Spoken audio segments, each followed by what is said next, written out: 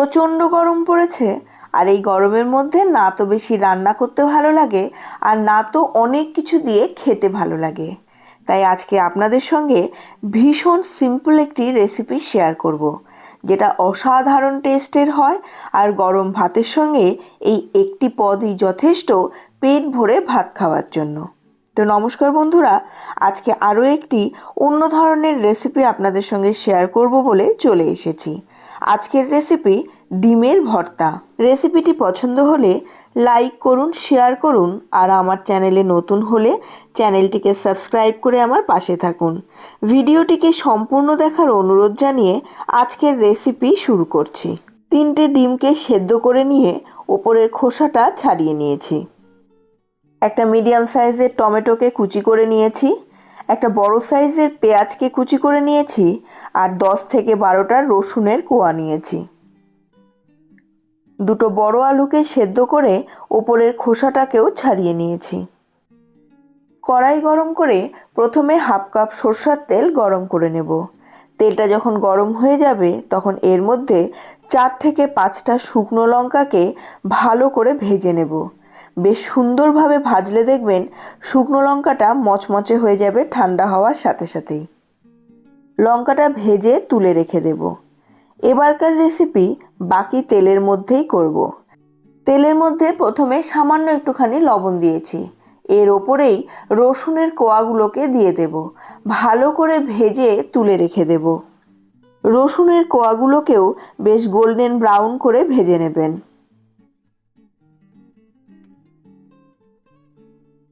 এইবার তেলের মধ্যে দেব কুচি করে রাখা পেঁয়াজগুলোকে। পেঁয়াজটাকেও ভালো করে ভেজে নিতে হবে।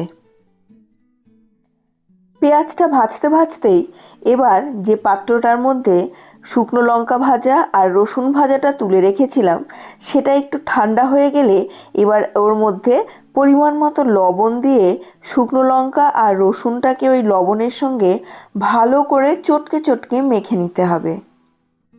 শুকনো লঙ্কাটা ঠিকঠাক ভাজা হয়ে গেলে দেখবেন ঠান্ডা হয়ে যাওয়ার সাথে সাথে মচমচে হয়ে যায়। আর রসুনটাকে একটু লো ফ্লেমে ভালো করে ভেজে নেবেন। এতে রসুনটাও দেখবেন ভাজার সময় একদম নরম হয়ে গেছে। লবণ দিয়ে রসুন আর লঙ্কাটাকে ভালো করে মেখে সাইডে সরিয়ে রাখবো।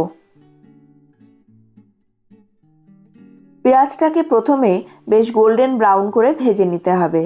পেঁয়াজটা ভাজা হয়ে গেলে এবার এর মধ্যে কেটে রাখা টমেটোটা দেব।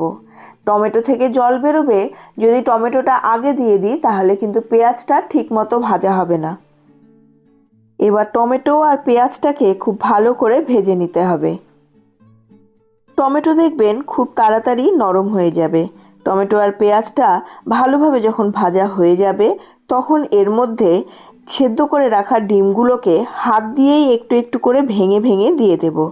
এগুলোকে রাফলি আপনি এইভাবে দিতে পারেন, আবার আপনি চাইলে একদম গ্রেটারে গ্রেট করেও দিতে পারেন।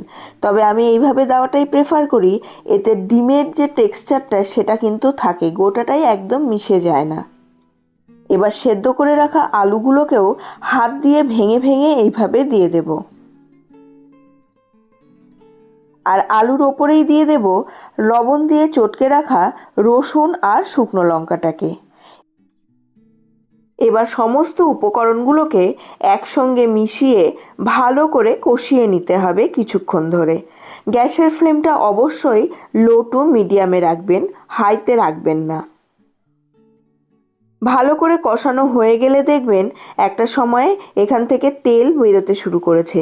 সেই সময়ে আপনারা চাইলে বা পছন্দ করলে ধনেপাতা কুচিও এর মধ্যে দিতে পারেন। আর যদি ধনেপাতা অপছন্দ হয় তাহলে অবশ্যই স্কিপ করে যাবেন। ধনেপাতা দেওয়ার পরে আবার ভালো করে মিশিয়ে নেবেন। অসাধারণ একটা গন্ধ বের হবে দেখবেন।